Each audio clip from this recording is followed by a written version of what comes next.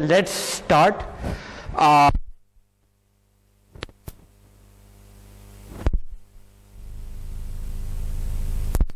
पिछला क्या कुछ हमने स्टडी किया था, 10 मिनट्स में नमाज की ब्रेक लेंगे, उसके बाद फिर आज का लेक्चर कंटिन्यू करेंगे।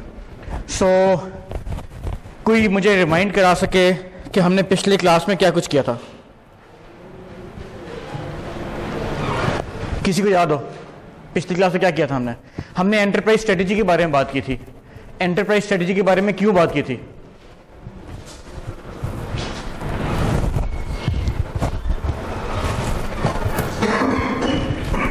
हमारा इसी किस्म का रिस्पांस लास्ट क्लास में भी था, जो कि अच्छा नहीं समझा जाता।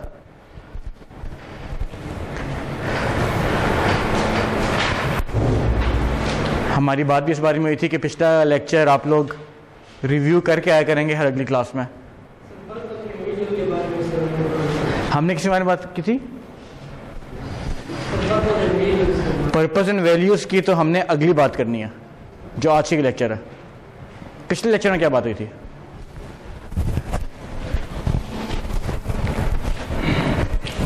ये जहां हमने लास्ट लेक्चर छोड़ा था, ये वो स्लाइड है। इस पे आके हमने लेक्चर स्टॉप कर दिया था।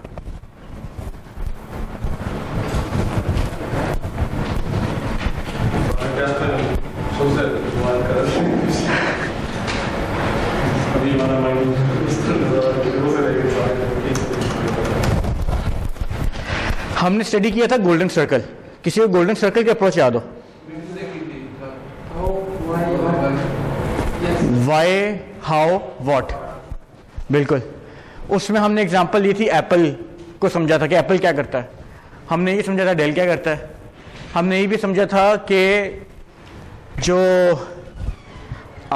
एरोप्लेन, राइट ब्रदर्स ने जो एरोप्लेन की बेसिक्स का आइडिया फ्लोट किया था या एक सक्सेसफुल इम्प्लीमेंटेशन की थी, वो कैसे की थी। इस सारी चीज में हमने ये समझा था कि they were all concentrating on why. अगर आपका वाई स्ट्रांग है तो you can manage all other stake holders very easily. For example Apple does, what does Apple do? Apple अपनी वैल्यू बताता है कि why am I doing something, how and what easily identify होता है। Same is the case with Wright brothers, कि Wright brothers के पास कोई फंडिंग नहीं थी, लेकिन एक और कंपनी उसके इक्विवेलेंट जिसके पास $50,000 की फंडिंग भी थी, but it could not survive and innovate something new, क्योंकि उनका वाई क्लियर नहीं था। Everyone was there to earn money, financers के पॉइंट ऑफ व्यू से एंड अर्निंग मनी के पॉइंट ऑफ व्यू से। उनका पर्पस क्लियर नहीं था, उनकी वैल्यूज क्लियर नहीं थी। फिर हमने बात की थी स्ट्रेटेजिक थिंकिंग के पॉइंट ऑफ व्यू से। स्ट्रेटेजी एंड स्ट्रेटेजिक थिंकिंग में डिफरेंसेस देखे थे, और हमने कहा था कि हम जब भी स्ट्रेटेजिक इंटेंट से करेंगे तो what we want to do is the question, how to do is the question, हम मिसफिट कैसे बन सकते हैं अपने एस्पायरेशन और अपने रिसोर्सेज में इज द क्वेश्चन। क्वेश्चन की टाइप्स टोटली चेंज हो जाती हैं जिस टाइम हम स्ट्रेटेजिक थिंकिंग के पॉइंट से बात करते हैं। फिर हमने इनसाइड आउट और आउटसाइड इन की अप्रोच लास्ट लेक्चर में ही स्टडी की थी, जो कि इससे पिछले स्लाइड्स में इंक्लूडेड थी, कि इनसाइड इनवर्ड लुकिंग व्यू क्या होता है, आउटवर्ड लुकिंग व्यू क्या होता है, मैनेजरियल हायरार्किकल व्यू क्या होता है। उसका क्विज में भी एक सवाल आपका इस किस्म का था। Then this is the golden circle what we discuss in detail. और फिर हम एंटरप्राइज स्ट्रेटेजी पे आए थे।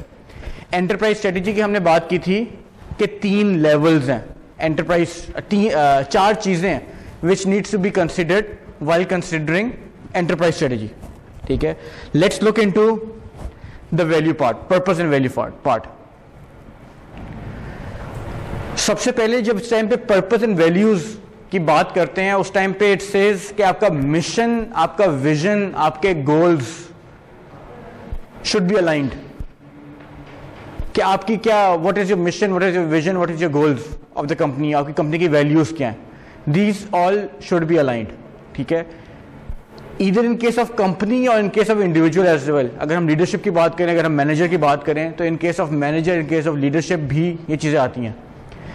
If this is something which is aligned, you can communicate your values and your purpose to the end consumer or your to your target audience in a very specific, precise, easy to understand manner. ठीक है? Then it says that manager needs to think more carefully about values, stakeholders and what to leave behind. ठीक है, what to leave behind, what is the byproduct, what is the repute that they will be leaving behind in case of managers, ठीक है, what is the repercussions that they are going to leave behind, anything which is a byproduct, anything which would be called as a history, what is that. For example, आप one time relation में हैं या आप value based relation में हैं. अगर आप one time relation में हैं तो people would recall such a person कि वो काम के लिए याद करता है. अगर आप वैल्यू बेस्ड रिलेशन में हैं तो इस किस्म का कमेंट किसी के माइंड में नहीं आता. इट सेज नहीं यार वो he genuinely cares. So it's all about you thinking that what needs to be left behind. ठीक है, देन इट सेज कि इस किस्म में 4 मेजर वैल्यूज जिनको कंसिडर करना चाहिए. Aesthetic value, what things are beautiful और what is a good art. Aesthetics, कि आपकी एस्थेटिक्स के पॉइंट ऑफ व्यू से आपकी वैल्यू क्या कहती है. देन सोशल वैल्यू, किस किस्म का इंस्टीट्यूशन जो है वो अच्छा है या जस्ट है, या आपकी सोशल एंड मॉरल वैल्यूज क्या कह रही हैं. That needs to be defined. You need to know as a manager what are your aesthetic value, what are your social values. For example aesthetic value, कोई example देना चाहेगा aesthetic value की day to day life में. बहुत simple सी example है. Building का exterior बनाते हैं जबरदस्त. और इसके अलावा कोई एग्जाम्पल एस्थेटिक वैल्यू की. बिल्डिंग का एक्सटीरियर का एक डिजाइन है, एक लेआउट है, वो आपकी कुछ वैल्यूज को डिमॉन्स्ट्रेट करता होगा. जरूरी नहीं है कि वो वैल्यू इन टर्म्स ऑफ जिस तरह हम वैल्यू परसीव कर रहे हैं उस तरह. एस्थेटिक्स की एक अपनी एक वर्ल्ड है, उसकी अपनी एक way of communicating the values, उसका एक अपना तरीका है. फॉर एग्जाम्पल हम कहते हैं यू बीइंग अ मैनेजर और यू बीइंग अ लीडर या you being a public representative, how do you dress is an aesthetic value. वो वैल्यूज को कम्युनिकेट कर रहा होता है. For example why does it make a difference to us कि prime minister सिर्फ शलवार कमीज में था या शलवार कमीज और वेस्ट कोट थी या उसके ऊपर कोट था या उसकी अपने जॉगिंग ट्रैक में था वो या अपने सूट 3 पीस सूट में था. It should not make a difference, लेकिन that thing is communicating a value in one way और अनदर. तो आपकी हर एंड से this is an aesthetics, example of aesthetics, कि आपकी सराउंडिंग किस तरह की सराउंडिंग आपकी बनी हुई है. Same is the case with for example मैं बात करता हूं पब्लिक डिपार्टमेंट्स में. Parliament for example, parliament has a set dress code. वो सेट ड्रेस कोड क्यों है, उसके पीछे कोई रीजनिंग है. वो रीजन क्या है, दैट कम्युनिकेशन एस्थेटिक वैल्यू, कि एक वैल्यू है. What's your value. आप अपने नेशनल ड्रेस को या आप एक सर्टेन हर कोई एक जैसा लगे, इस किस्म का वैल्यूज आप लेकर आगे चल रहे हैं. और थिंग्स कुड बी इधर वे, कोई सूट में भी बैठा हो सकता है, कोई जॉगिंग ट्रैक्स में बैठा हो सकता है. Anyone can be in simple shalwar kameez, जिसको जो कंफर्टेबल हो. हम ये भी कह सकते हैं जिसको कंफर्टेबल हो वो कंफर्ट जोन में अपने आए. But that is not the type of value a parliament is communicating. वो जो वैल्यू कम्युनिकेट कर रहा है that value is a Prestige. और उस प्रेस्टीज पे उसने एक सेट यूनिफॉर्म रखा हुआ है सबका, कि एक set way manner of wearing clothes should be there. इस किस्म के और एस्थेटिक्स हैं. ये एग्जांपल मैं इसलिए दी कि हमें रिलेटेबल है, डेली लाइफ में हम कर रहे होते हैं. But we can not comprehend it in a manner कि हाँ ये एक वैल्यू कम्युनिकेट कर रहा है. But now when we know it we understand हाँ एक वैल्यू कम्युनिकेट कर रहा है. Uniform, for that matter school का एक यूनिफॉर्म एक पर्पस और एक वैल्यू इनकलकेट करने की कोशिश करता है. For example many of you would be having kids और have kids around you, family, friends, cousins, जो भी. एक बच्चा जो है जिस टाइम पे सुबह तैयार होता है, उसमें जिस टाइम पे उसको यूनिफॉर्म पहनाया जाता है, उसको he is automatically in that zone. Uniform पहनने की वजह से I am going to the school, automatically the zone. ठीक है, क्लास में एंटर होता है और when he sees aesthetics, arts and design around him, he knows कि this is an arts class. यहां जो वैल्यू मुझे कम्युनिकेट हो रही है that value is respect to arts, thinking, capabilities increase करने के लिए, स्क्रैप बुक्स से रिलेट कर सकता है उस चीज़ को, इस किस्म की चीज़ें रिलेट हो सकता है। सो ये एस्थेटिक्स जो है एक वैल्यू कम्युनिकेट कर रही होती है, एक पर्पस कम्युनिकेट कर रही होती है कि आपका पर्पस क्या है। Social values, yes we all are aware of it. Religious values, जो आपके बिलीव्स हैं, उन बिलीव्स को आप कितना हायर रैंक करते हैं या उनको कितना अच्छा कम्युनिकेट करते हैं। Then moral values, rightness of certain kinds of action that affect fellow human beings. So any enterprise, किसी भी enterprise strategy जो है that should have a blend of inside out thinking with outside in thinking, and that should include the purpose and value in it. ठीक है, so that people can relate to it कि आपकी enterprise की strategy क्या है, आपकी values कितनी clearly communicate होती हैं। You as an individual, for example, मैं सिंपल आपके मैनेजर्स की बात करता हूं, सीईओज की बात करते हैं। For example, can you distinguish CEOs या MDs entering into a room? अगर हम सीई को एक एंटरप्राइज लें तो इस एंटरप्राइज की एक वैल्यू हमें नजर आता है, there is aesthetic attached to it, there might be some social and moral values attached to it. तो वो सीईओज एंड एंटरप्राइज के साथ कुछ पर्पस और कुछ वैल्यूज असाइन हुई हैं। And whenever we see any type of CEO around us or MD level person around us or a board of director level person around us, we say कि इसका अपना एक ऑरा है, इसकी अपनी कोई वैल्यूज कैरी कर रहा है या इसका कोई इसके whatever he does he communicate a purpose कि ये चीज़ क्यों की जा रही है। इसी किस्म की चीज़ we are looking at it into a person perspective because we can relate to it। लेकिन इसी किस्म की चीज एंटरप्राइज से भी रिलेट की जाती है। एक enterprise whenever a name comes it says यहां से एक पर्पस अटैच्ड है, एक वैल्यू अटैच्ड है। फॉर एग्जांपल ग्रामीण के हम एग्जांपल लास्ट 2 क्लास से कैरी करते आ रहे हैं। ग्रामीण का एक पर्पस है, एक वैल्यू है, वो value in terms of social identify की जा सकती है इसमें कि एक सोशल वैल्यू है जो उसको वो कैरी कर रहा है। उस सोशल वैल्यू की वजह से उसने एंटरप्राइज ने अपनी एक स्ट्रेटेजी डिजाइन की हुई है सोशल वैल्यू के अराउंड कि किस किस्म की स्ट्रेटेजी वो लेके चल रहा है। For that matter Walmart everyday low is again a social value. ठीक है, कोई आर्ट्स एंड डिजाइन की कोई कंपनी होगी तो it might have an aesthetic value attached to it. For example twin tower in Malaysia, या फॉर एग्जाम्पल ट्विन टावर कोई नाम I am forgetting the name, क्या कहते हैं उसको, फॉर एग्जाम्पल कोई हम टॉल बिल्डिंग की सेंटोरस कह रहे हैं, सेंटोरस ने अच्छी कम्युनिकेट नहीं करता, Centaurus also does it. Burj Khalifa, giga DHA वाला, ये हर की अपनी एस्थेटिक से एक वैल्यू कम्युनिकेट कर रहा होता है। फॉर एग्जाम्पल गीगा या सेंटोरस, गीगा के एग्जाम्पल लेते हैं, सेंटोरस में ऑफिस नहीं है, गीगा में ऑफिस हैं। गीगा की हम एग्जाम्पल लेते हैं, एक प्रेस्टिजियस सी बिल्डिंग बनी हुई है तो उससे हमें जो वैल्यू कम्युनिकेट हो रही है दैट इज कि ये कॉर्पोरेट लेवल का कोई ऑफिस यहाँ पे एक सेटअप हुआ होगा। दिस इज वैल्यू, एक हमारे माइंड में एक उसका चीज एक वैल्यू कम्युनिकेट हो रही होती है automatically. So let's take a quick namaz break, will resume at 1:45। उसके बाद कोशिश करेंगे आधे घंटे में या पौने घंटे में लेक्चर वाइंड अप करें, जितनी देर में लेक्चर खत्म हो गया। ओके, सो एंटरप्राइज लेवल स्ट्रेटजी में अगर पर्पस और वैल्यूज की हम बात करना शुरू करें तो इसमें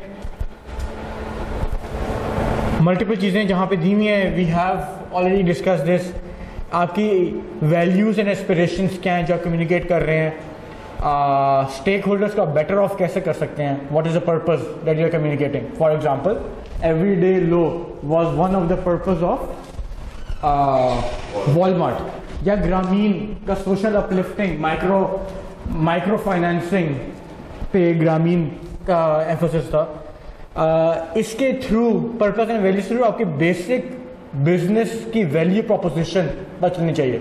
यूनिफॉर्म क्या वैल्यू प्रोपोजिशन देता है, डिसिप्लिन की, सो यूनिफॉर्म इक्वालिटी की वैल्यू प्रोपोजिशन दे रहा है। इस किस्म की चीजें which needs to be communicated openly. Then अच्छा, what are the questions that we consider while looking for the purpose and values? what do we stand for, what are our aspirations, for whom do we want to create value, how do we make each stakeholder better off, and what do we want to leave behind for others are the 5 major questions जिसके through purpose and values को हम define कर सकते हैं मतलब frameworks. इसके अलावा आप और तरीकों से भी वैल्यूज एंड पर्पस को डिफाइन कर सकते हैं, but these needs to be communicated in order to develop an enterprise strategy. फिर stakeholder and principle, this was the second enterprise strategy का सेकंड कंपोनेंट। So Walmart का everyday low price की example again, if we take it forward, the executives must be very clear about which stakeholders are important and how these stakeholders are being served. So stakeholders कौन हैं आपके identify कर लिया, and what principles serve those stakeholders, that needs to be identified as well. For example, Walmart के case में everyday low क्या stakeholders थे अहमद? एक तो सर जो कंज्यूमर है सर, वो जो उन्होंने वहाँ से परचेजिंग करनी आ गई, वो स्टेक होल्डर है। Okay, one of the stake holder जो परचेज करने आ रहे हैं, कस्टमर जो हैं, तो एवरीडे लो से कस्टमर बेनिफिट कर रहे हैं। दे नो कि स्टेक होल्डर हम द वॉलमार्ट नो कि हमारा स्टेक होल्डर कौन है। One of them is the customer, the consumer, and consumer, और उसके लिए उसने एक प्रिंसिपल डेवलप कर लिया। वो प्रिंसिपल क्या है कि लो प्राइसेस वो उसको देगा, वो उससे कम्युनिकेशन का एक चैनल ओपन कर लिया। वॉलमार्ट के लिए कोई और stake holder, another stake holder for Walmart. Walmart अगर वॉलमार्ट के एड्स आता है और आप उसको मतलब आगे विजिट करते हैं तो वो वॉलमार्ट के क्या ज़्यादा है? एडवर्टाइजमेंट ज़्यादा है, लेकिन अच्छा ठीक है, डायरेक्ट स्टेक होल्डर्स, हम प्राइमरी स्टेक होल्डर्स की बात करते हैं, उससे समझना आसान होगा। प्राइमरी स्टेक होल्डर्स में कौन है? एडवर्टाइजमेंट वगैरह मीडिया के लेवल पे चीज़ें आती हैं, सेकेंडरी लेवल पे जाती हैं चीज़ें वो। सो प्राइमरी लेवल में और कौन स्टेक होल्डर होगा? Employ is a stake holder, very rightly said. Employ की क्या एवरीडे लो में employ as a stake holder कैसे मैनेज करेगा, क्या प्रिंसिपल कम्युनिकेट कर रहा है, कम्युनिकेशन कैसे होगी एम्प्लॉय के साथ?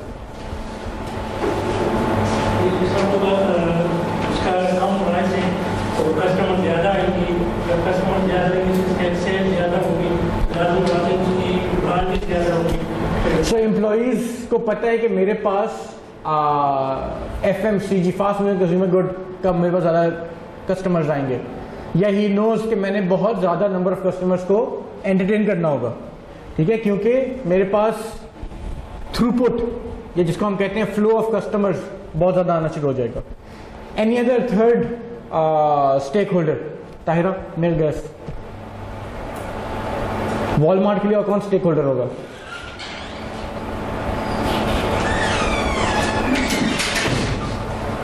वो लो वैल्यू चीजें कस्टमर्स को दे रहा है, तो लो वैल्यू चीजें लेगा किससे? किसी से उसको लेना होगा ताकि उसको आगे दे, तो दोज आर देयर सप्लायर्स, ठीक है। तो सप्लायर्स को भी एवरीडे लो की कम्युनिकेशन शुड बी प्रॉपर, और उसने अपना स्टेक होल्डर डिफाइन कर दिया। स्टेक होल्डर एवरीडे लो है, एवरीडे लो की वजह से मैं लो कॉस्ट या लो प्राइस सप्लायर्स रखूंगा, जिसकी वजह से एवरीडे लो के स्लोगन पे मेरे पास कंज्यूमर्स आएंगे। और मैंने अपने एम्प्लॉयज को अलाइन कर लिया कि एवरीडे लो की वजह से मल्टीपल मेरे पास या massive amount of public might be coming in, और उनको मैंने सर्व करना है, उनको मैंने किस तरह सर्व करना है, ठीक है। तो एक सिर्फ एक स्लोगन की कम्युनिकेशन की वजह से उसने एक माइंडसेट दे दिया सबको। Anyone coming in to be registered as supplier with Walmart already knows कि मेरी क्या प्राइस रेंज है, तो मैं वॉलमार्ट ले हो सकता हूँ कि नहीं ले सकता। इसी सेज कि मैं वैल्यू एडेड प्रोडक्ट्स, मैं customer experiential products, brand products में डील कर रहा हूँ, लेकिन मेरे साथ 50 और कस्टमर्स, 50 और सप्लायर्स किस्म के हैं जो लो वैल्यू प्रोडक्ट्स में या लो प्राइस प्रोडक्ट्स में डील कर रहे हैं, तो दैट सप्लायर ऑटोमेटिकली नोज कि मैं वॉलमार्ट के साथ रजिस्टर नहीं हो सकता। So one of the ways of communicating with stake holders, आपने डायरेक्ट कम्युनिकेट नहीं किया, बट स्टिल आप एक communication along the line circulate कर रहे हैं, ठीक है। Then having clear purpose and clear values that underlie it are not enough. The question is why stakeholder might do business with you in the first place, ठीक है। So एक clear purpose तो आपने define कर दिया, लेकिन every stakeholder in one way or another is doing business with you. Against in intrinsic value और financial value और इकोनॉमिकल वैल्यू, ठीक है। तो उसको वो स्टेक होल्डर आपके साथ काम क्यों करेगा, needs to be defined as well. कि अगर आप किसी स्टेक होल्डर को आइडेंटिफाई कर रहे हैं तो वो स्टेक होल्डर आपके साथ काम क्यों करेगा। फॉर एग्जाम्पल हमने सप्लायर की बात की थी कि एक सप्लायर ए है जिसके साथ BCDEFGH मल्टीपल सप्लायर्स हैं। This is the high cost supplier या हाई प्राइस सप्लायर, तो उसने अपने आप को ऑटोमेटिकली आउट कर दिया। लेकिन there is another supplier D, delta जो है, ही सेज कि I can supply goods to Walmart. लेकिन वॉलमार्ट को गुड्स क्यों सप्लाई करेगा, वो वॉलमार्ट का सप्लायर क्यों बनेगा, इस चीज की वैल्यू, इस चीज की communication should also be clear to the from the end of the company. That falls under the ambit of enterprise strategy. कि आपकी स्ट्रेटजी इस किस्म की हो कि जो कस्टमर्स या जो सप्लायर्स आपके वैल्यू एम्बिट में फॉल कर रहे हैं उनको भी ये क्लियर हो कि आपके साथ एक बिजनेस रिलेशनशिप कैसे डेवलप कर सकते हैं और डेवलप करने का उनको क्या फायदा होगा। बिकॉज हम शुरू से पढ़ते आ रहे हैं कि स्टेक होल्डर सिर्फ तब मैनेज हो सकते हैं when there is a mutual exchange of value, ठीक है। हमने जो एग्जांपल ली कि delta supplies goods to Walmart, Walmart can then provide low price goods to its customer. ये तो वैल्यू फ्लो सिर्फ आगे आगे आगे जा रहा है, कस्टमर तक जा रहा है। इस वैल्यू फ्लो में जो सप्लायर उसका बेनिफिट हो रहा है, उसका क्या बिजनेस इंटेंशन क्या है, उसको क्या बिजनेस बेनिफिट हो रहा है, या उसको क्या वैल्यू, उसको क्या ट्रांसफर हो रही है, this also needs to be communicated in an open channel, then it becomes an enterprise strategy. अगर वन वे चीज हो रही है तो वो that was an example of a moral leader जिसका हमने अभी क्विज में भी इसको से कराया, ठीक है। The second level of enterprise strategy is to give a reason to stake holder for continuing support. Exactly, value communicate होती रहेगी, वैल्यू चलती रहेगी, म्यूचुअल वैल्यू चल रही है तो कंटिन्यूइंग सपोर्ट कैरी हो रही है। अगर म्यूचुअल वैल्यू नहीं चल रही होगी तो delta might supply it once, not second time, not third time. लेकिन वो कंटिन्यूस के लिए जरूरी है कि इन एक्सचेंज ऑफ वैल्यू दोनों तरफ से वैल्यू का इक्वल एक्सचेंज हो रहा है या इक्विवेलेंट एक्सचेंज हो रहा है। Let's look into this example.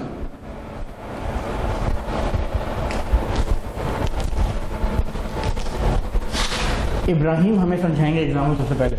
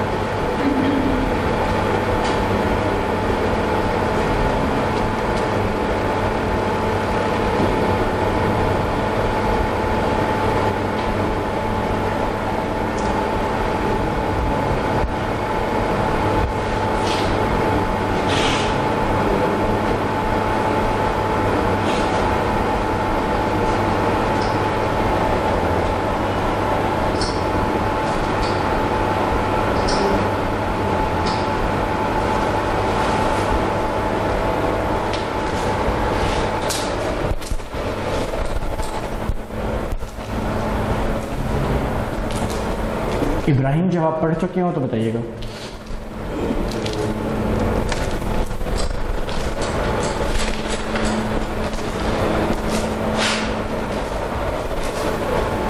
मैंने इब्राहिम का नाम किया लेकिन हम यहाँ से शुरू कर रहे हैं और फिर क्लास को स्टेंड तक आएंगे।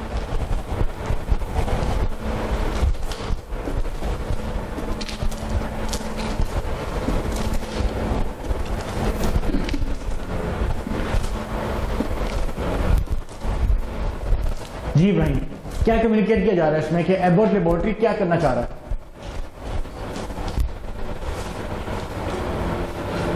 अचीव क्या करना चाह रहा है?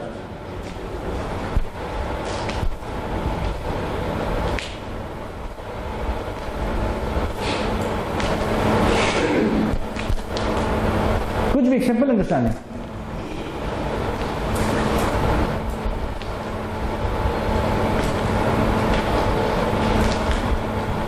आपके वापस आए, आगे चले। सर असल में ये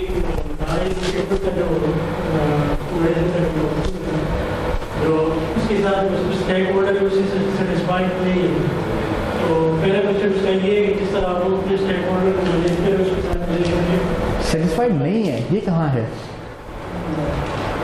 ऐसी ऐसी कोई बात नहीं कर रहा। वो ये कह रहा है कि उसको सेटिस्फाई कैसे किया जा सकता है। नहीं है कि बात नहीं कर रहा, कह रहा है कैसे किया जा सकता है। तो कैसे किया जा सकता है? दूसरा ये कि वो किस प्रिंसिपल और वेरिएबल बेस पे उसके कमिटमेंट होगा स्टेक होल्डर के साथ और किस तरह से सपोर्ट। आप मुझे बताएं कि एक एक्सप्लिसिट पॉलिसी है एबट की, वो पॉलिसी क्या है?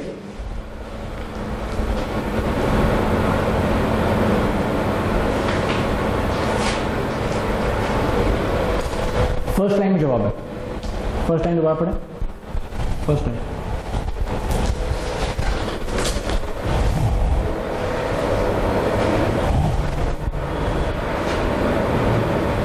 उसकी एक्सप्लिसिट पॉलिसी ये है कि इट नीड्स टू आइडेंटिफाई कि उसके इंपॉर्टेंट स्टेक होल्डर्स कौन है। ठीक है, सबसे पहले वो ये करेगा कि अपने इंपॉर्टेंट स्टेक होल्डर्स को आइडेंटिफाई करेगा। मोशन जी, मोशन सर वो मैनेज करना चाहता है रिलेशनशिप स्टेक होल्डर के साथ। मैनेज करना चाह रहा है। कैसे मैनेज करना चाह रहा है? उनकी नीड्स को देख रहा है सर। किसकी नीड्स को देख रहा है? जो कस्टमर्स हैं सर, कस्टमर की नीड्स। कस्टमर की नीड्स की बात कहाँ हो रही है? Stake holder sir. Stake holders में सप्लायर के साथ कैसे डील करता है वो? क्या मैसेज या क्या प्रिंसिपल कम्युनिकेट कर रहा है सप्लायर्स को? One of the stake holder is supplier. Sir वो बैलेंस मल्टीपल इंटरेक्शन ऑब्लिगेशंस वो कहते हैं their statement goes on to develop very explicit policies of set of principles to deal with stakeholders like suppliers. Abbott sees its suppliers as an integral part of the overall success of Abbott Laboratories. ये चीज उसने openly communicate कर दी कि मेरा जो supplier है that is an integral part of my success. ये open communication की उसने। इस कम्युनिकेशन की वजह से in one way another it is managing its stake holder. ठीक है, how is it managing its stake holder? Because now the stake holder, the supplier feels important कि मैं हूं तो एबॉट है। ठीक है, इस इंपॉर्टेंस देने की वजह से एक स्टेक होल्डर मैनेजमेंट हो रही है विद सप्लायर्स। ठीक है, आगे चलते हैं। फजल जी, फजल और कुछ बताइए, इससे क्या समझा आपने? स्टेक होल्डर रिलेशनशिप के बारे में बता रहा है। उसने बात की है कि एम्प्लॉइज के साथ वो कुछ प्रिंसिपल, एक प्रिंसिपल है जो एम्प्लॉय से कम्युनिकेट कर रहा है। One of the stake holder is employ. वो क्या प्रिंसिपल क्या कम्युनिकेट कर रहे हैं टू एम्प्लॉइज? क्या करेंगे? सपोर्ट करेंगे। कैसे? क्या प्रिंसिपल क्या है? यहाँ प्रिंसिपल दिया हुआ है कि एम्प्लॉय के साथ क्या करता है। देखिए वो कहते हैं equal employment opportunity and working join together towards friendly work. नहीं पहुंचे आप, क्या बात कर रहे हो?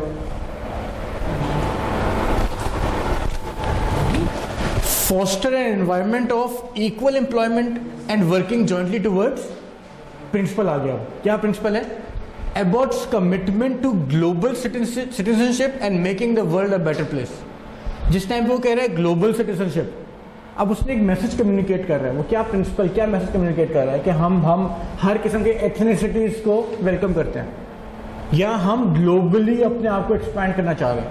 सो किसको वो दे रहा है? वो दे रहा है ये एम्प्लॉयमेंट अपॉर्चुनिटी के पॉइंट ऑफ व्यू से बात कर रहा है या एक वर्किंग एनवायरनमेंट के पॉइंट ऑफ व्यू से बात कर रहा है। एक प्रिंसिपल उसने क्रिएट कर लिया, उस प्रिंसिपल के थ्रू वो अपने स्टेक होल्डर को मैनेज कर रहा है कि मैं क्या करता हूँ, क्या वैल्यू क्या जो मैं देना चाह रहा हूँ, या वो क्या प्रिंसिपल है जिसमें मैं स्टैंड बाय कर रहा हूँ। आमिर,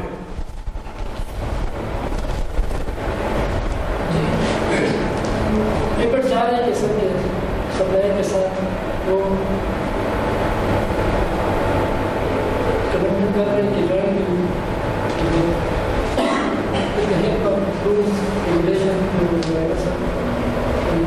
एक बहुत इंपॉर्टेंट रियलाइजेशन है यहाँ पे जो एबट रियलाइज कर रहा है। वो क्या चीज रियलाइज कर रहा है जिसकी वजह से वो ये सब कुछ कर रहा है?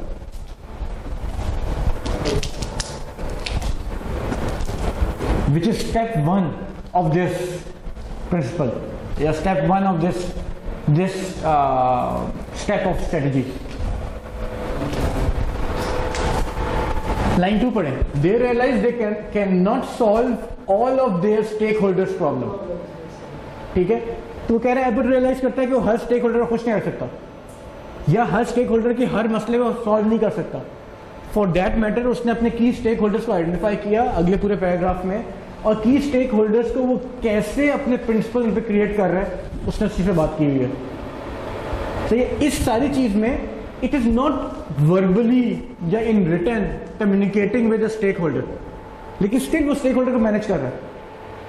ठीक है, एक कोई प्रिंसिपल के थ्रू उसने अपने स्टेक होल्डर्स लिस्ट किए कि हम हर स्टेक होल्डर को खुश नहीं रख सकते, हर स्टेक होल्डर के हर मसले को सॉल्व नहीं कर सकते, but we know for us who are the important stakeholders, या मैं उनके म्यूचुअल इंटरेस्ट को to balance multiple interest and obligations and to be open to opportunities where their product, Abbott का product, expertise and influence can help solve social problem and improve people's life. ठीक है, तो एक balance उसने create करने की कोशिश की है कि बैलेंस मैं कैसे क्रिएट कर सकता हूं इन एरियाज में। First is the realization that needs to be understood कि हम हर स्टेक होल्डर को अकोमोडेट या हर स्टेक होल्डर की प्रॉब्लम को एड्रेस नहीं कर सकते। That is not something we are here for और about is here for in that matter. ठीक है, तो एबट क्या कह रहा है, मैं किस तरह से क्या चीजें कर रहा हूं उसने आगे एक्सप्लेन किया मैं क्या चीज कैसे करता हूं। एमर कैसे करता हूं?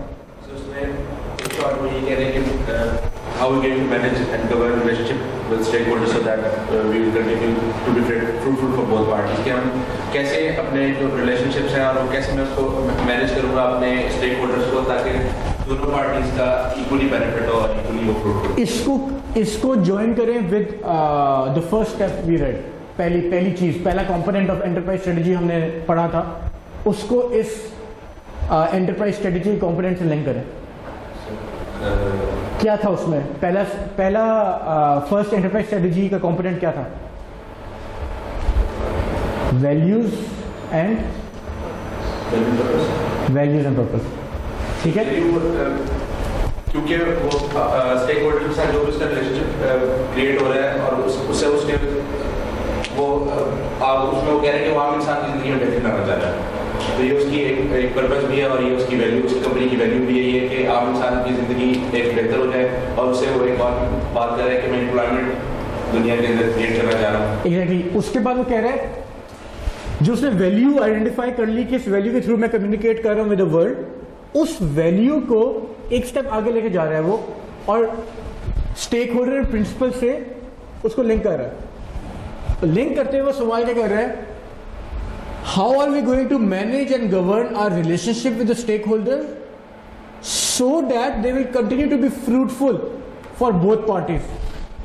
ठीक है, यानी कि हम क्या प्रिंसिपल्स, किन प्रिंसिपल्स पर हम चलेंगे ताकि हम इस रिलेशनशिप को फ्रूटफुल बना सकें। एंड हमने पहले ये स्टडी किया कि रिलेशनशिप फ्रूटफुल तब तक नहीं हो सकती जब तक एक म्यूचुअल फ्लो ऑफ वैल्यूज ना चल रहा हो दोनों एंड पे।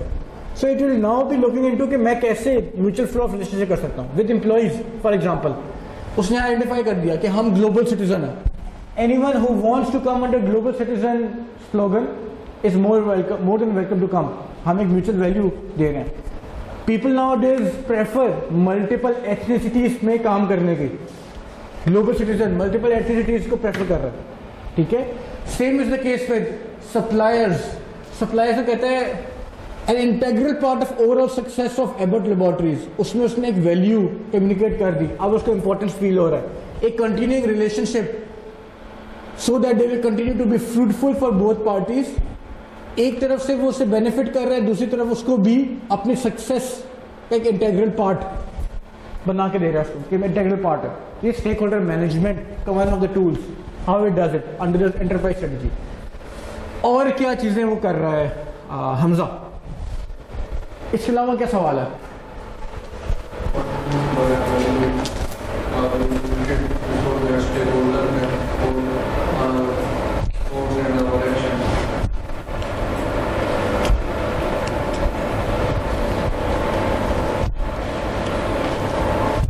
हमने इसकी भी बात की, क्या बात की? Global citizen is the value and purpose that is being communicated. दूसरी बात क्या की हमने? दूसरी बात की पार्ट ऑफ ओवरऑल सक्सेस, कि हम उसको अपना, हम सप्लायर को अपना पार्ट समझते हैं। Supplier is not independent of us, is a value that is being transferred. ठीक है फिजान, आखिरी सवाल। So last are the principles and values that underlie all our stakeholder relationships. Sir मज़ीद कोई वैल्यूज या प्रिंसिपल ऐसे हैं जो मतलब हम उसको लेके चल सकें? बिल्कुल। और अगर नहीं है तो? और अगर हैं तो? अगर नहीं है तो क्रिएट करना चाहिए, डेवलप करना चाहिए। एब्सोल्युटली। और अगर हैं तो? है तो सर आगे पास करना चाहिए, उनको डिफाइन करना चाहिए मज़ीद ब्रॉडली अपने सप्लायर्स के साथ और बाकी। कैसे करेंगे इसका जवाब? अगर इब्राहिम ने दे दिया तो कोई बोनस अनाउंस कर सकता हूँ मैं इब्राहिम के लिए। उन्होंने कहा कोई वैल्यूज़ नहीं है, कोई प्रिंसिपल्स नहीं है। प्रिंसिपल्स अगर नहीं है तो डेवलप करें, और अगर हैं तो उनको ब्रॉड में उसको एक्सप्लेन करें, और जो सप्लायर हैं या जो स्टेक होल्डर हैं जो भी हैं उनके साथ उसको शेयर करें। एक्सप्लेन करें, शेयर करें, ब्रॉडन करें। ये कैसे करेंगे चीज़ें?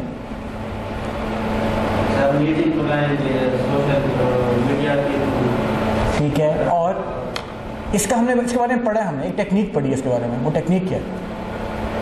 कुछ चीज़ें पढ़ी हैं इसके बारे में कि ये चीज़ें कैसे होती हैं। इसका एक स्ट्रक्चर्ड मैनर है जिसके 5 कंपोनेंट क्विज में भी आए हैं, जिसके 5 कंपोनेंट क्विज में आए हैं। इससे ज़्यादा मैं आपको चीटिंग नहीं करा सकता। आधा पेपर बता दिया मैंने आपको।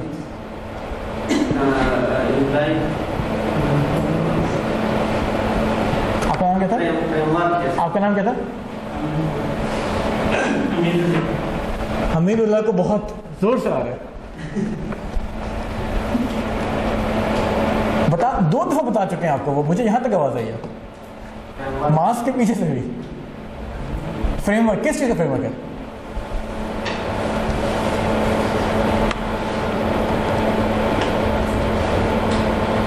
Guiding principles of creating communication of stake holder management के हमने कुछ प्रिंसिपल्स पढ़े थे, 10 प्रिंसिपल्स पढ़े थे उसमें से। हाँ बिल्कुल सही है, वो आपको पता है, अंदर डिटेल आपको पता है, लेकिन क्या फ्रेमवर्क किस जगह पे यूज करना है उसकी इंपॉर्टेंस हमें बताना चाहिए। तो वो फ्रेमवर्क हम कहाँ यूज कर रहे हैं? हमने प्रिंसिपल्स क्या डेवलप करने हैं, वैल्यूज क्या डेवलप करनी है, ये तो हमें समझ आ गया। कैसे करनी है, उसको कम्युनिकेट कैसे करना है, उसको इफेक्टिव कैसे बनाना है। उसको इफेक्टिव बनाने के हमने 10 प्रिंसिपल्स देखे थे, जिसमें से वो कहते हैं कम्युनिकेशन बढ़ाओ, स्टेक होल्डर्स को छोटी कैटेगरीज में ब्रेक करो, at the same time primary और सेकेंडरी स्टेक होल्डर्स को दोनों को एक वक्त में देखो। ये सारे क्या तरीके हैं जो उन्होंने बात की कि प्रिंसिपल्स बना लिए हैं। अब उन प्रिंसिपल से कम्युनिकेट कैसे करना है, उन प्रिंसिपल को स्ट्रेंथन कैसे करना है, प्रिंसिपल को ब्रॉडन कैसे करना है, हम उसका एक फ्रेमवर्क पढ़ चुके हैं ऑलरेडी। आगे चलते हैं। ये मैं लिंक कर रहा हूं चीजें, जितनी आगे जाती रहेंगी ना चीजें उतनी कम्युनिकेट उतनी कॉम्प्लिकेट होती रहेंगी, क्योंकि हम हर चीज पीछे पीछे हर चीज अप्लाई होती रहेगी। उसके बाद और इसके आगे हम most probably one more lecture would be theory, उसके बाद हम अप्लाइड साइड जा रहे होंगे। अप्लाइड साइड पे सारी थ्योरी उसके ऊपर अप्लाई हो रही होगी। तो थोड़ा सा हम उसको कम कॉम्प्लिकेट करने के लिए पढ़ाई शुरू कर दें, पिछले प्रिंसिपल्स चीज़ें जो है उनकी अंडरस्टैंडिंग डेवलप करना शुरू कर देता हूँ। स्टेक होल्डर प्रिंसिपल्स में क्या सवाल कर रहे हैं वो सवाल ये कर रहे हैं, how are we going to manage and govern our relationship with stake holders so that they will continue to be fruitful for both parties, for the principle and values are we committed so that stakeholders can count on our support and our action? Are there principles and values that underlie all our stakeholder relationships? Hamza ने इस तरह बात की कि one of the principal क्या कहता है stake holder management का फ्रेमवर्क, कि प्राइमरी और सेकेंडरी को दोनों को एक वक्त में देखना है आपने, ठीक है। उसी में हम थोड़ा सा आगे जाते हैं, प्रिंसिपल उसमें कहता है कि सिर्फ ज़रूरी को देखें, जो गैर ज़रूरी है उनको एलिमिनेट कर दें। ईवी पॉलिसी का हमने जिक्र किया था स्टेक होल्डर मैप पे कि किस किस को हम एलिमिनेट कर सकते हैं जो इस टाइम पे जरूरत नहीं है। So stakeholder and principles values policies that underlie all stakeholder relationship, specific principle value and policies from specific stakeholders भी हमें डेवलप करनी चाहिए। ज़रूरी नहीं है जो पॉलिसीज गवर्नमेंट को मैनेज करने के लिए ज़रूरत हो वही पॉलिसीज़ हमें मीडिया या वही पॉलिसीज़ हमें कम्युनिटीज़ को मैनेज करने के लिए ज़रूरत हो। It's not necessary. तो जितने सेट ऑफ कम्युनिटीज़, जितने सेट ऑफ स्टेक होल्डर्स को बना सकते हैं उनके लिए उनकी स्पेसिफिक पॉलिसीज़ होनी चाहिए।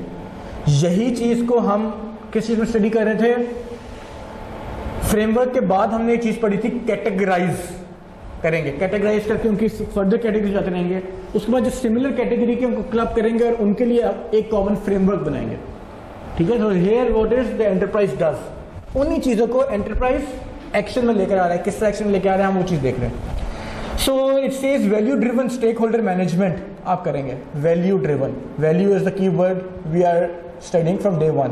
एक म्यूचुअल फ्लो ऑफ वैल्यू, एक value needs to be there, उससे स्टेक होल्डर ऑटोमेटिकली मैनेज हो जाएगा। Whenever you keep in mind,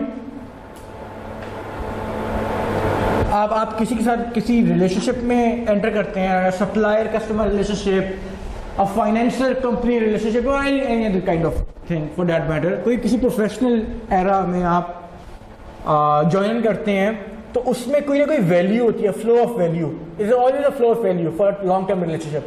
जिस टाइम पे भी म्यूचुअल फ्लो ऑफ वैल्यू नहीं होगी उस टाइम पे वो रिलेशनशिप ऑटोमेटिकली मैनेज नहीं किया जा सकता।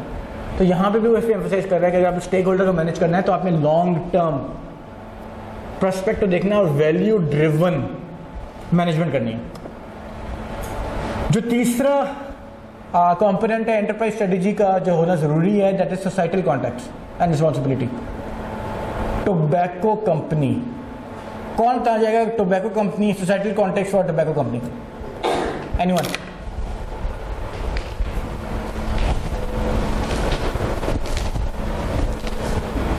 चलिए क्या सवाल पूछ रहे हो? वो क्वेश्चन कर रहे हैं 4 क्वेश्चन। इन 4 क्वेश्चंस को टोबैको कंपनी के फ्रेमवर्क में डालना है। If you are tobacco, how will you manage a societal context and responsibility in order to communicate a proper enterprise strategy?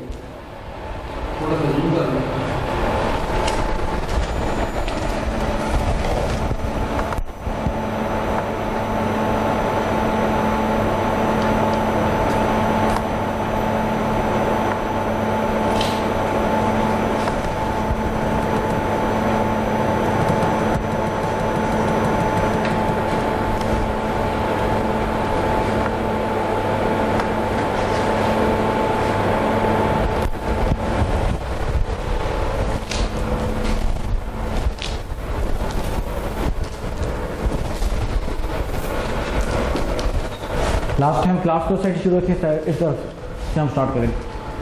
पहला सवाल तो ये बेटा मोस्ट वोकल क्रिटिक्स से इसके बारे में सबसे ज़्यादा वोकल क्रिटिक्स हैं जो तनकीद हमें बहुत ज़्यादा दे रहे हैं, वो हमारे बारे में क्या कह रहे हैं? टोबैको कंपनी के लिए ये कैसे हेल्प करेगा को सोसाइटी मैनेज करने के लिए, सोसाइटल कॉन्टेक्स्ट एंड रिस्पॉन्सिबिलिटीज को लुक आफ्टर करने के लिए? मैं तो थोड़ा टोबैको के खुद खिलाफ हूँ, तो मैं शायद उसको डिपेंड ना कर पाऊँगी अगर इस तरह कॉन्टेक्स्ट में सवाल है। नहीं, अगर आप खिलाफ हैं तो अच्छी बात है। देखें आप क्रिटिक हैं इन अदर वर्ड्स, ठीक है? आप क्रिटिक ही हो ना, तो आप लोगों के बारे में बात कर रहे हैं कि आप लोगों को मैनेज करने के लिए वो कैसे मैनेज करेगा, तो how do you want them to manage you is the question. How do I want my critics to be managed? Tobacco company to manage critics like you.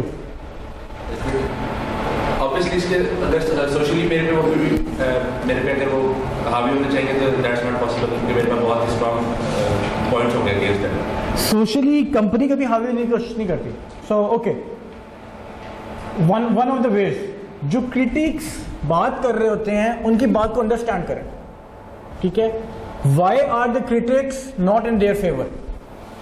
Critics are part of the society, ठीक है? या there is a lack of responsibility जिसकी वजह से critics come into play.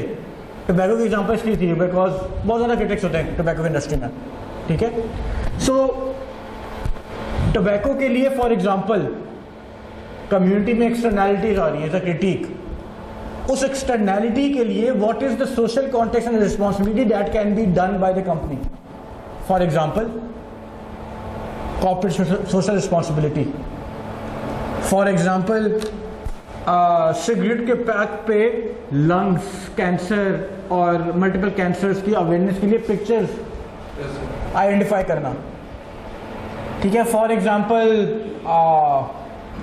कहीं भी उसके advertisement देखते हैं आप इनकी टोबैको कंपनी की, तो उसके साथ लिखा होता है मुज़र सेहत, ठीक है? डिस्क्लेमर दिया होता है। तो these are all those things जो क्रिटिक्स को माइंड में रखते हुए एक सोशल कॉन्टेक्स्ट डेवलप किया जाता है, एक रिस्पॉन्सिबिलिटी फील कराई जाती है। Tobacco company knows what is doing, critics is not doing something right, tobacco company has given a disclaimer मुझे सेहत, और वो उस क्रिटिक को कहते हैं मैंने डिस्क्लेमर दे दिया, मैंने कैंसर, वो कहते हैं आपकी सिगरेट कंजम्पशन में से कैंसर होता है, इट सेज मैंने ये भी डिस्प्ले कर दिया। Anyone who buys a cigarette क्या pack of cigarette, he knows कि उसके ऊपर कैंसरस है, can be dangerous to health, ठीक है? पब्लिक अवेयरनेस मैसेजेस बहुत ज़्यादा चल रहे होते हैं, किस वजह से चल रहे होते हैं? इस वजह से चल रहे होते हैं someone who is involve in passive smoking knows कि अगर ओके फाइन मैं डायरेक्ट कंज्यूमर नहीं हूँ लेकिन एक एक्सटर्नैलिटी है, कम्युनिटी की एक्सटर्नैलिटी है, तो आई नीड टू नो कि अगर मेरे साथ वाला बंदा सिगरेट जो है कंज्यूम कर रहा है तो उसकी वजह से मैं भी पैसिव इनहेलिंग कर रहा हूँ, तो पैसिव इनहेलिंग क्या नुकसान हो सकते हैं, I need to be aware of it. इस तरीके से वो क्रिटिक्स को बता रहे हैं वी आर रिस्पॉन्सिबल, वो अपनी सोसाइटी को मैनेज कर रहे हैं, ठीक है? वन ऑफ द एस्पेक्ट्स इस एरिया में। Then Aamir, next question.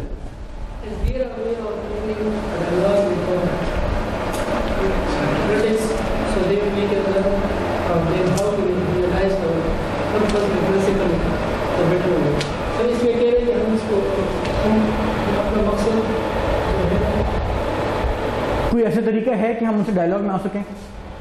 हम आए अहमद से डायलॉग में, उस डायलॉग के बाद उन्होंने कहा कि कैंसर होता है, हमने कहा कोई मसला नहीं है, हम कैंसर होता है इज वैलिड पॉइंट, हम उसी पिक्चर डिस्प्ले कर देंगे। ही सेज लोग पैसिव इनहेल करते हैं, हम कहते हैं हम पब्लिक अवेयरनेस मैसेजेस लाना शुरू कर देंगे, ठीक है? This is a dialogue between critics and the company, जिसकी वजह से वो ज़्यादा रिस्पॉन्सिबल हो रही है, रादर देन क्रिटिक्स को उन्होंने अपनी जगह पे छोड़ दिया। अगर क्रिटिक्स अपनी जगह पे छोड़ दिया तो one segment of the society या कम्युनिटीज या स्पेशल इंटरेस्ट ग्रुप्स जिस भी चीज़ में हम उनको कैटेगराइज कर रहे हैं वो हमारे अगेंस्ट होंगे। अगर एक भी कोई सेगमेंट हमारे अगेंस्ट है तो हम इफेक्टिवली स्टेक होल्डर्स को मैनेज नहीं कर सकते। Anti rights movement, anti tobacco movement for example, अगर हमने special interest groups, NGOs, multiple examples हैं, अगर उनको सही तरह से मैनेज नहीं किया तो they can be a trouble causing agent for us. तो we need to realize what are they saying about us as well and we need to handle them well. What issues are on the horizon in society, issues की हमने इसमें बात की example के terms में। What obligation, principles and governance mechanism do we want to use to interact with stake holders who have become our critics. क्या क्या mechanisms हैं, क्या ऑब्लिगेशंस हैं, क्या प्रिंसिपल्स हैं जिसके थ्रू हम क्रिटिक्स को हैंडल करेंगे। ठीक है, is one of the another way. For example, I can not openly communicate with एमर being a tobacco producer because एमर वुड हैव एक हैज़र्ड बहस की तरफ चीज चली जाएगी।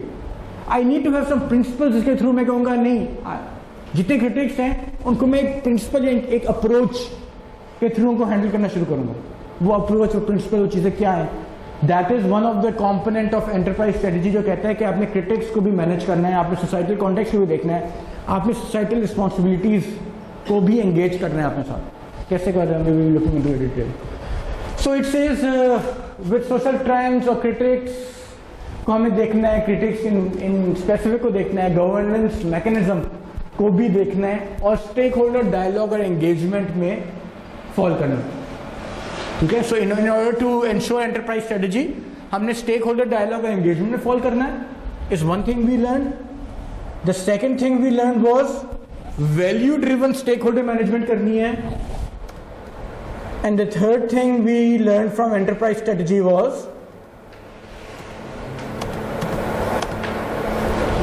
बेसिक बिजनेस और वैल्यू प्रोपोजिशन पे फोकस करना है। अभी जिस तरह से मैंने आपको चीज बताई है, तीन चीजें हैं, इस तरह की तीन चीजें आपको बुक में कहीं नहीं मिलेंगी, लेकिन हो सकता है इन तीन चीजों के बाद क्विज आ जाए आपका कि वो तीन चीजें क्या हैं जो एंटरप्राइज स्ट्रेटेजी की वजह से, जिस पे फोकस करके आप एंटरप्राइज स्ट्रेटेजी को अचीव कर सकते हैं। ठीक है, वन ऑफ द थिंग्स इस कॉन्टेक्स्ट में चीजें देखा करें जरूर। हो सकता है मिड में आ जाए क्वेश्चन, मैं रिकॉर्ड भी हो रहा है। Anyway, so type of question, okay. So कहते हैं कुछ अप्रोचेस हैं एंटरप्राइज स्ट्रेटेजी की। ओके, हम चार कंपोनेंट्स की हमने बात की थी, आखिरी जो कंपोनेंट रह गया वो एथिकल लीडरशिप है। एथिकल लीडरशिप का होना क्यों जरूरी है फजल? एथिकल लीडरशिप का होना क्यों जरूरी है? हमने तीन चीजें पढ़ ली, that's more than enough. Purpose and value होना चाहिए, स्टेक होल्डर के प्रिंसिपल होने चाहिए, स्टेक होल्डर आइडेंटिफाइड होने चाहिए, उनके अगेंस्ट उनके प्रिंसिपल्स होने चाहिए या ग्रुप्स के लिए प्रिंसिपल्स होने चाहिए, सोसाइटल कॉन्टेक्स्ट और रिस्पॉन्सिबिलिटी को डिटेल में स्टडी करना चाहिए और डायलॉग और एंगेजमेंट में इंडल्ज होना चाहिए। यहाँ तक काफी था एंटरप्राइज स्ट्रेटेजी के लिए। एथिकल लीडरशिप होनी चाहिए, क्यों जरूरी है? क्यों जरूरी है? स्टेक होल्डर नहीं, मुझे नहीं समझ आई।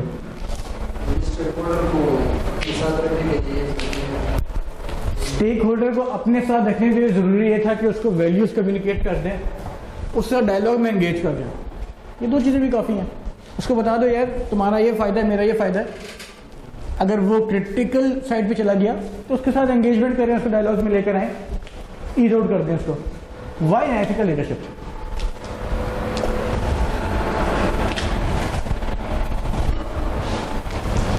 हमीद सर, जब तक हमारा जो भी डिपार्टमेंट होगा इसकी लीडरशिप नहीं होगा तो वो अपना मैसेज करने नहीं करेगा। क्या काम है? सुना नहीं, दोबारा बताइए। सर, जो भी डिपार्टमेंट होगा अगर इसका हेड होगा या कॉर्पोरेट बोर्ड का जो मतलब शेयर होल्डर होगा, अगर वो एथिकल नहीं होगा तो वो अपना मैसेज जो इसका शेयर होल्डर उसका कन्वे नहीं कर सकता। क्या कहा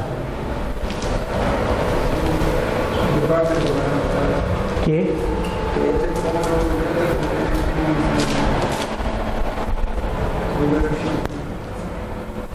कोई और एथिकल लीडरशिप क्यों नहीं चाहिए? क्या चीज़ है? ठीक है, ठीक है,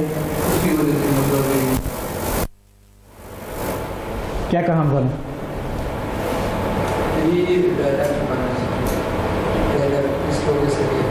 मुझे नहीं समझ उन्होंने क्या कहा, आप समझाएंगे क्या कहा उन्होंने?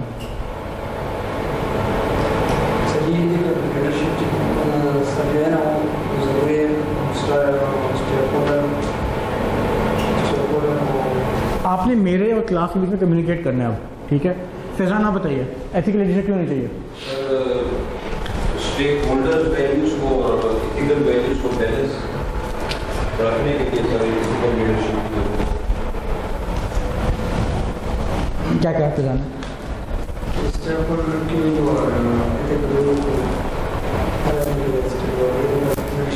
उनको दोनों को अलमारी में रखने के लिए, उन दोनों को अलमारी में रखने के लिए जरूरी है। किस चीज़ के लिए? मैंने नहीं समझा। मुझे फैजान की बात समझ नहीं है, इसलिए मैंने आपसे कहा क्या मुझे समझाएं। क्या कम्युनिकेट किया? क्या आपने ही कम्युनिकेट किया? नहीं, वो कह रहे हैं कम्युनिकेट नहीं किया। क्या कम्युनिकेट किया उन्होंने? फैजान रिपीट करते हैं क्या कहा आपने? बहुत सुनिएगा और मुझे समझाइएगा। स्टेक होल्डर वैल्यूज और एथिकल वैल्यूज को बैलेंस रखने के लिए सारी एथिकल लीडरशिप की जरूरत है। क्या कहा उन्होंने?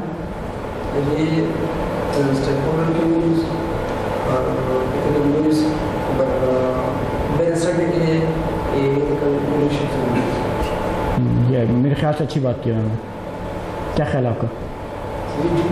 ये ठीक है, गुड। सो ये मैंने एक्सरसाइज क्यों कराई आपके साथ? कुछ रीजन समझाएंगे आप? क्या एक्सरसाइज क्यों कराई? नॉलेज ट्रेनिंग कराई, इसलिए कराई कि आप जो यहाँ पे जहाँ पे भी आप जो भी सोच रहे हैं आप क्लास में रहें और जो बातें हो रही हैं उनको समझें कि क्या बातें हो रही हैं, उनको इंटरप्रेट करें कि क्या बातें हो रही हैं। If this looks an alien to you, लेकिन जो हम बातें कर रहे हैं, जो हम एग्जाम्पल्स शेयर कर रहे हैं, those should make sense to you. जहाँ भी चीज़ समझ नहीं आती, रेज हैंड, नहीं समझ आई, दोबारा समझाएं, we will be doing it again. ठीक है, हमने फैजान से 2 दफ़ा पूछा, हमने हमीदुल्लाह से 2 दफ़ा पूछा, इस तरह मैं भी 2 दफ़ा बता सकता हूँ, कोई मसला नहीं। ठीक है, सो बेसिकली एथिकल लीडरशिप का कॉन्सेप्ट ये कहता है, हमने शुरू में पढ़ा था कि there are 3 types of leaders, ये 3 टाइप ऑफ लीडरशिप, और उसमें हमने सबसे अच्छी कैटेगरी आइडेंटिफाई की थी। सबसे अच्छी कैटेगरी कौन सी थी? जो हमने 3 टाइप ऑफ लीडर्स पढ़े थे, जो क्विज में भी आए। 3 टाइप ऑफ लीडर्स पढ़े थे हमने चैप्टर 1 में। 3 किस्म के लीडर्स पढ़े थे। वो 3 लीडर्स कौन थे? एक एथिकल लीडर था, मैं बता रहा हूँ, बाकी 2 कौन थे? मैंने यहाँ से देखा और बता दिया एथिकल लीडर। जो नहीं, वो चीज़ नहीं।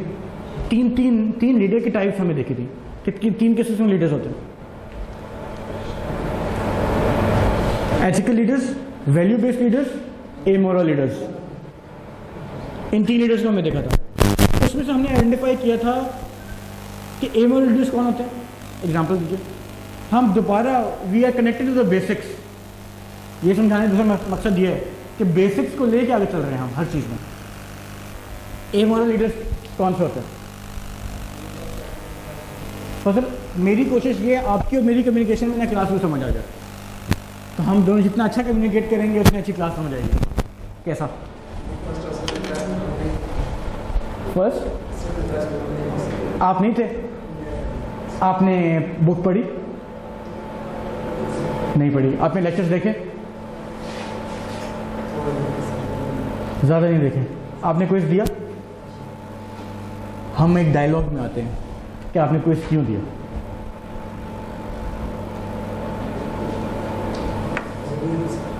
क्विज ज़रूरी नहीं था, समझना ज़रूरी था चीज़ को। क्विज ज़रूरी नहीं है, आप बेशक क्विज ना दें, आपको चीज़ समझ आ गई और आप क्विज ना दें चलेगा। आपको चीज़ समझ नहीं आई और सिर्फ क्विज दे रहे हैं नहीं चलेगा। चीज़ समझना ज़रूरी है। हम यहाँ इसलिए बैठे ताकि हम चीज़ें समझें, ठीक है, समझ के आगे चलें। नेक्स्ट क्लास में हमने जितना लेक्चर पढ़ा है वो सारा आप रिव्यू कराएंगे।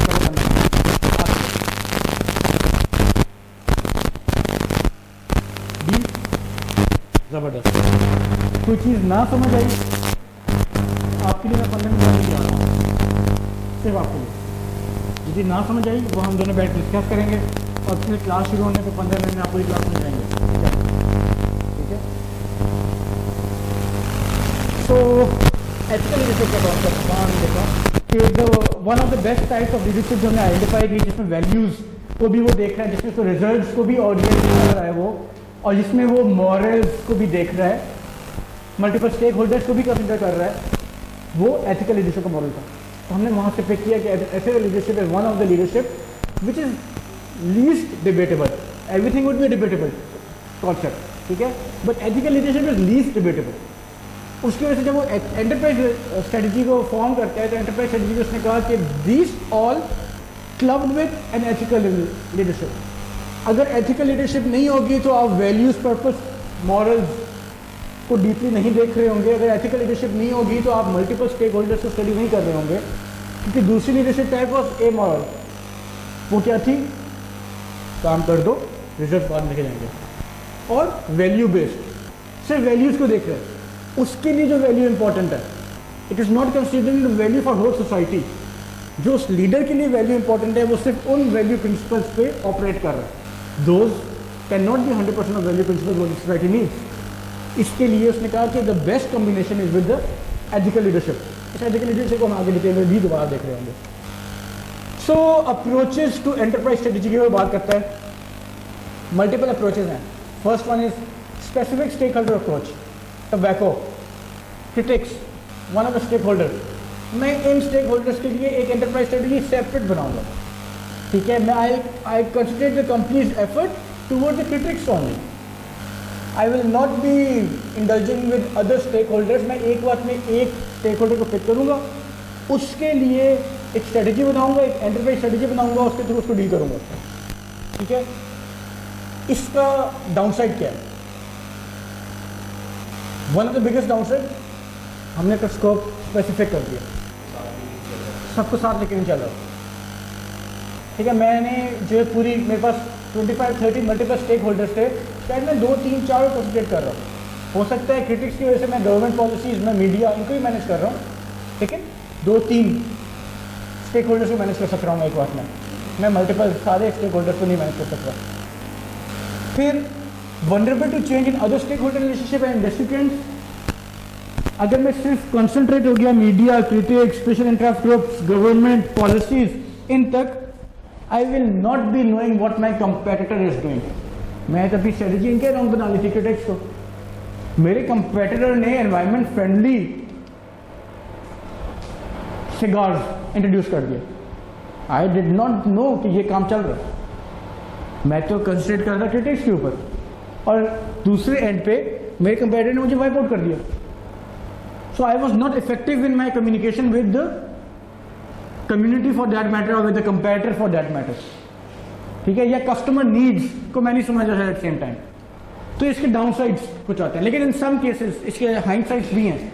इन some cases specific stake holder approach use करनी पड़ती है।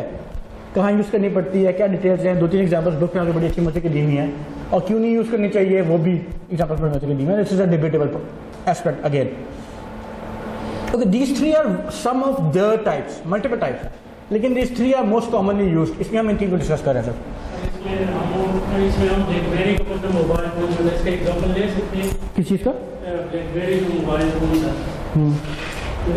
फजल आपने समझाना है मुझे, क्लास कम्युनिकेट आप कर रहे हैं मेरे साथ, बताइए। जो ब्लैकबेरी फोन था, स्मार्टफोन जो आ रहे थे पहले, अभी वो खत्म हो गई, ठीक है, तो रिप्लेस हो गए मार्केट में। तो हम इसे एग्जांपल ले सकते हैं कि इसने अपनी स्ट्रेटेजी मतलब जो उसका स्टेक होल्डर था वो एंगेज नहीं किया। फजल क्या कह रहे हैं? ठीक है, वो खत्म हो रहा है, ठीक है।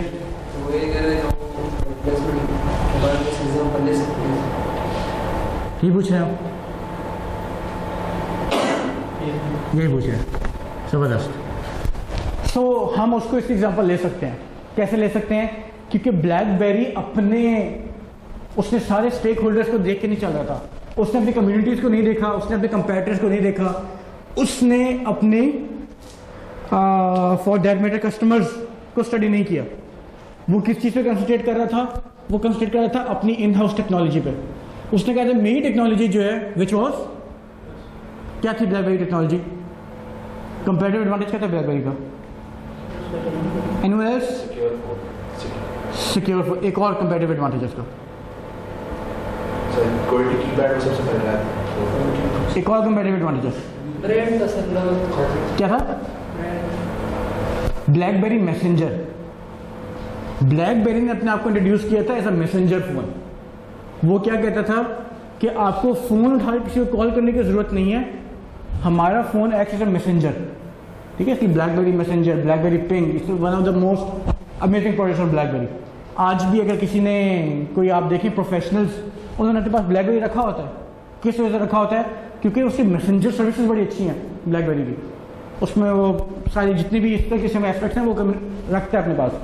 तो इट सेज कि मेरी जो अपनी कंपैरेटिव एडवांटेज है, मैं सिर्फ उस कंपैरेटिव एडवांटेज डेवलप करूंगा। इट मीन्स कि मैं इन हाउस एम्प्लॉयज़ को देख रहा हूँ कि मेरे पास एम्प्लॉयज़, रिसर्च, इन हाउस जो चीज़ें हैं वो क्या हैं, मेरा फाइनेंसर क्या चाह रहा है मुझसे, इन दो को रखते हुए मैं कस्टमर को एक वैल्यू डिलीवर कर रहा हूँ। इसकी वजह से उसने एक्सटर्नल एनवायरनमेंट को स्टडी नहीं किया कि कम्युनिटी में क्या चल रहा है, कस्टमर्स को कोई और कंपेटिटर कोई अच्छी चीज़ तो ऑफर नहीं कर रहा, कोई ऐसी गवर्नमेंट पॉलिसी तो नहीं आ गई जिसकी वजह से मेरा मैसेंजर वाली जो टेक्नोलॉजी है वो आउटडेट होकर कोई नई टेक्नोलॉजी आने का इम्कान हो, 3G, 4G, 5G for that matter, ठीक है। मैसेंजर वाली टेक्नोलॉजी जो है वो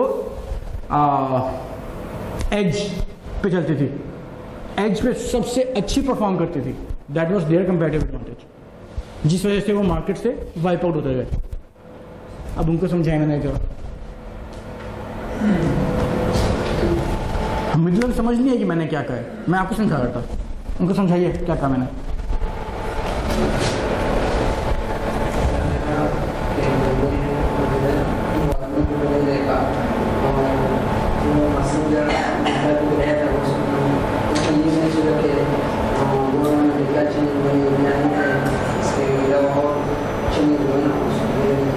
मैंने आपको बताया कि वो गलती क्या कर रहे थे मेरे एस्पेक्ट में, मैंने एज ए क्रिटिक उनकी गलती क्या आइडेंटिफाई की।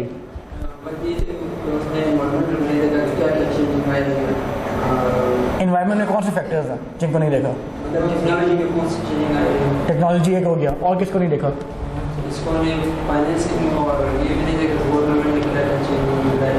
गवर्नमेंट ने क्या इंट्रोड्यूस करी नई पॉलिसीज, कोई और फेवरेबल पॉलिसी तो नहीं लिया है mobile services, mobile handset provider के लिए, और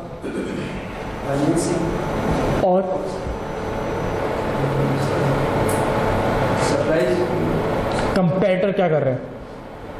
कंपेटिटर को स्टडी नहीं किया कि कंपेटिटर क्या कर रहा है, और कस्टमर स्टडी नहीं किया, कस्टमर की डिमांड कहीं चेंज तो नहीं होगी। तो किसको स्टडी कर रहा था वो, किसको मैनेज कर रहा था, सिर्फ कौन सा स्टेक होल्डर जिनको मैनेज कर रहा था वो? हमने कहा इनको नहीं मैनेज किया, ये चार्ज हमने गिने, किनको मैनेज कर रहा था, वो कौन है?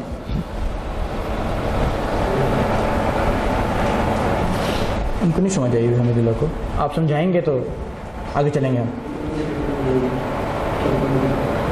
हमने बात की थी कि वो एम्प्लॉयज़ को देखना था कि मेरी internal house, in house employ की स्ट्रेंथ क्या है, मैंने रिसर्च एंड डेवलपमेंट किस चीज़ में की हुई है, मेरी स्ट्रेंथ क्या है। मैं सिर्फ अपनी स्ट्रेंथ पे कैपिटलाइज करके उसी प्रोडक्ट को प्रोड्यूस कर रहा था, उसी किस्म के सप्लायर्स मैंने चूज़ किए हुए थे। मैं सप्लायर हॉराइजन को ब्रॉड नहीं किया हुआ था, वरना शायद मुझे पहले लगे कि वर्टी जो है कीपैड जो है, जिसको एक वर्टी कीपैड कह रहे हैं, वो कीपैड जो है वो स्मार्ट स्क्रीन पर भी कन्वर्ट हो सकता है। मैं ये रिसर्च नहीं कर रहा कि सप्लायर्स मार्केट में आ चुके हैं। अगर मैं इस तरह की चीज़ देख रहा होता तो मैं अपनी कवर्टी कीपैड को बहुत जल्द टच कीपैड में कन्वर्ट कर चुका होता, ठीक है, जो कि उन्होंने किया लेकिन लेटर इन योर स्टेज। तो इस किस्म के फैक्टर्स हैं। नोकिया किस वजह से पीछे रह गया था? नोकिया किस वजह से? जवाब देंगे?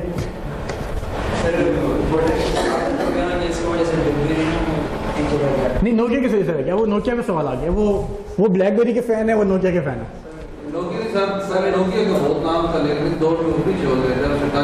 Nokia low cost mobile phone से बहुत ज़्यादा नहीं था।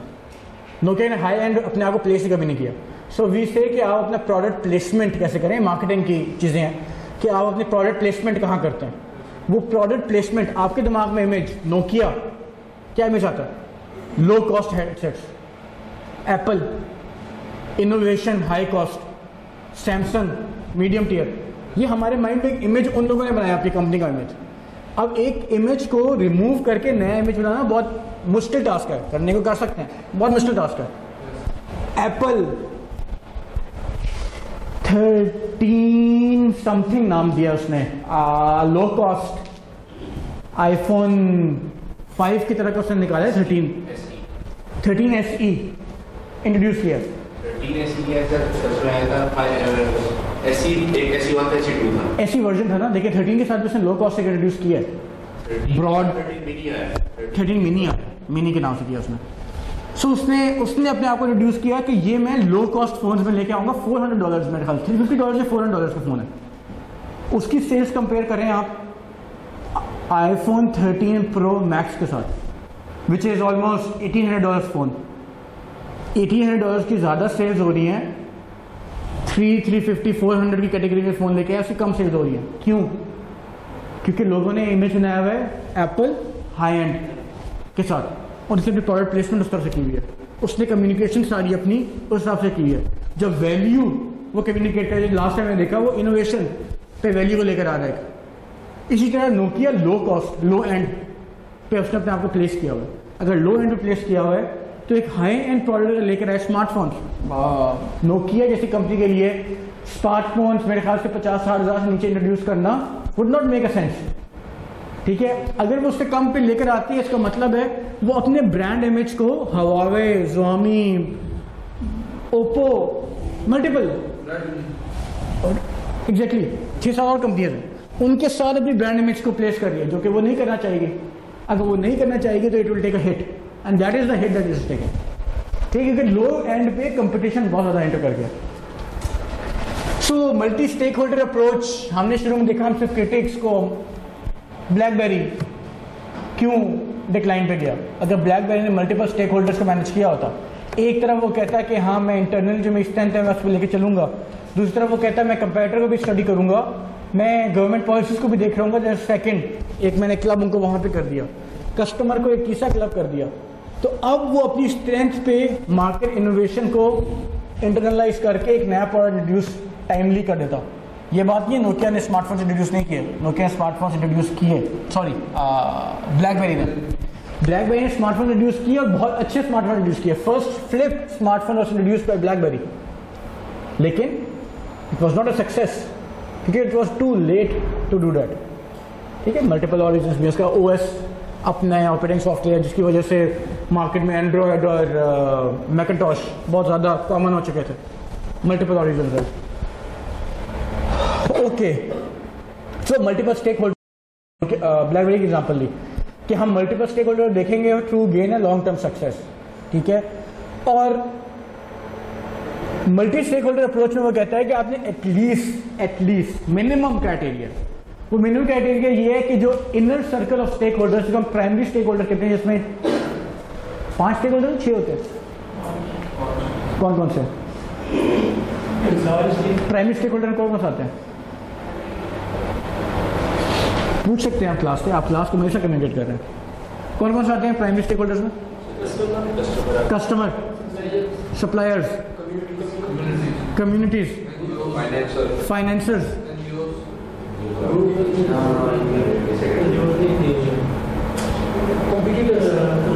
कंपेटिटर्स प्राइमरी हैं। कौन से प्राइमरी 5 क्लास में बताएं?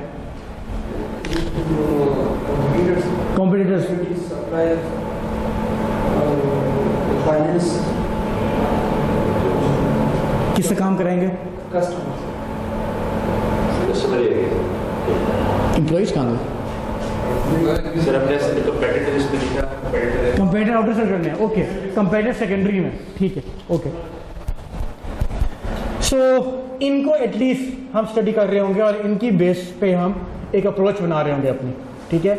इन पे जो अप्रोच है, जो स्ट्रेटजी बना रहे होंगे, एंटरप्राइज स्ट्रेटजी बना रहे होंगे, उसी की बेसिस पे हम अपने एक्सटर्नल से भी इंसाइट ले रहे होंगे या उनको भी उसके थ्रू ही डील कर रहे होंगे। Then noble cause approach, noble cause approach is something that is used very much अब, क्योंकि एक पर्पस है, उस पर्पस पे कम्युनिटी चल रही होती हैं। ग्रामीण बैंक फॉर एग्जांपल एक noble cause, Walmart everyday low cost, noble cause में ही एक तरह से ले आया क्योंकि हम लोएस्ट वैल्यू की चीज़ लेकर आ रहे हैं।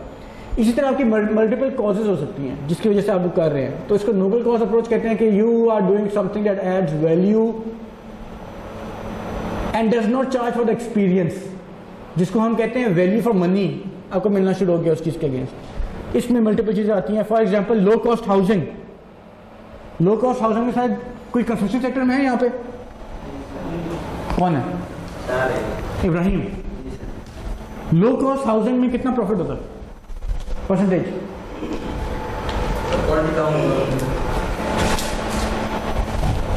कितना प्रॉफिट होता है? ट्रेड सीक्रेट पूछ रहा हूँ। 10%। अगर आप कोई लग्जरी घर बनाते हैं, let's say for that matter Bahria safari में आपने कोई घर बनाया, या लाहौर के गुलबर्ग में कोई घर बनाया, या आपने कराची DHA में कोई घर बनाया, उसमें कितना प्रॉफिट होता है?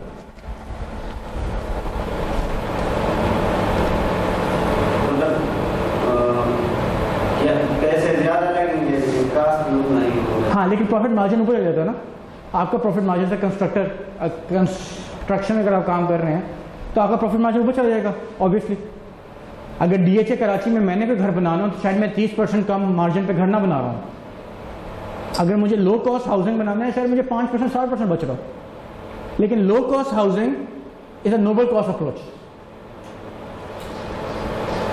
ठीक है। तो ये this needs to be understood कि आपका पर्पस क्या है, आपका कॉस्ट किस तरह से आप अपने एंटरप्राइज स्ट्रेटेजी को कम्युनिकेट क्या कर रही है पर्पस, कि आप किस अम्ब्रेला में, किस नीश में काम करना चाह रहे हैं। Then the two concepts enterprise approach and CSR, जिसको हम डिस्कस कर चुके हैं टोबैको के एग्जांपल में, कि CSR करते हैं, इस तरह की चीज़ें मल्टीपल वो लेके चल रहे होते हैं अपने साथ साथ, जिसकी वजह से वो अपने एंटरप्राइज स्ट्रेटेजी को इंटैक्ट रखने में को हेल्प करती है। Then enterprise approach and ethics, इसमें हमने एथिकल लीडरशिप की बात की थी कि एथिकल लीडरशिप का होना बहुत ज़रूरी है, and this enterprise approach and ethics go hand in hand, और this can not be separated from each other.